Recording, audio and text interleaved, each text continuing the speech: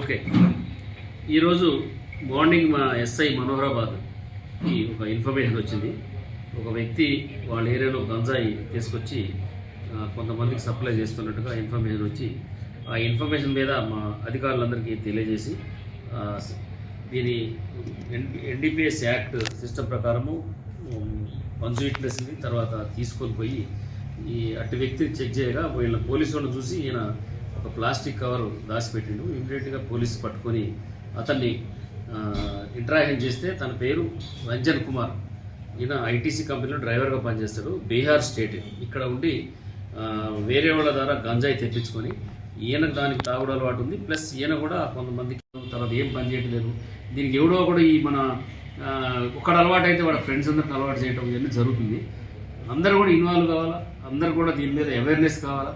ఏదైనా చిన్న ఇన్ఫర్మేషన్ ఉన్నా మాకు చెప్పండి. మేము ఎవరి పేరు బయట